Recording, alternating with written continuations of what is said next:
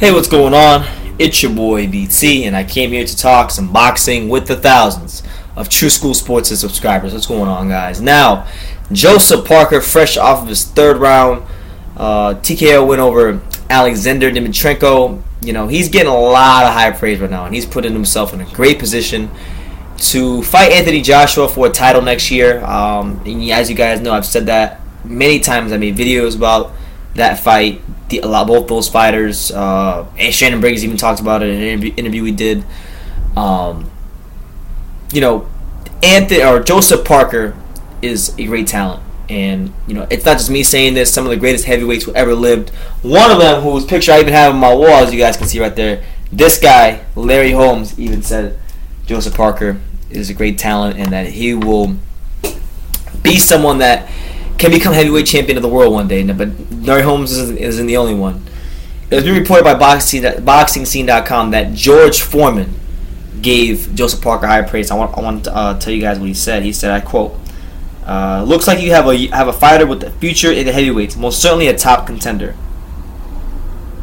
That's really all he said. He didn't say much. He said, "Looks like you have a fighter with the future in the heavyweight division. Most certainly a top contender." And then to actually read you guys what Larry Holmes said, and there's interviews about Larry Holmes talking about Joseph Parker, and he said this. He said, and this is back in April. He said, I quote, "I think Joseph Parker is going to become heavyweight champion of the world. If I had to bet on it, I would take him." And that interview was conducted with Trackside Radio or whatever. Anyway, so yeah, there you have it. Parker's been rumored to fight Andy Ruiz soon. December 10th is the date we were hearing. But it's a great thing when you have some of the greatest heavyweights of all time.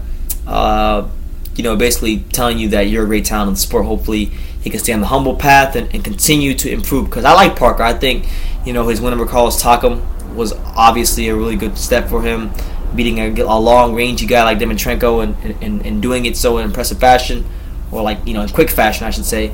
And that was also very impressive.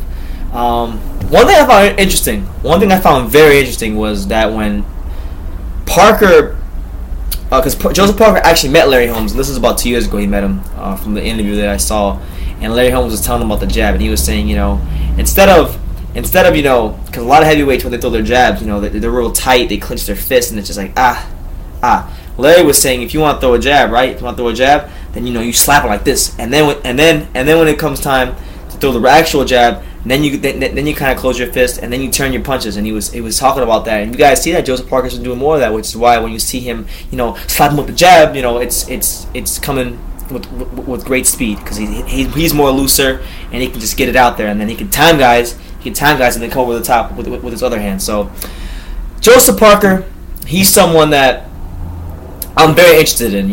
Joshua Parker, for me, bias aside, that to me at the heavyweight division is like the fight, number one fight I would like to see.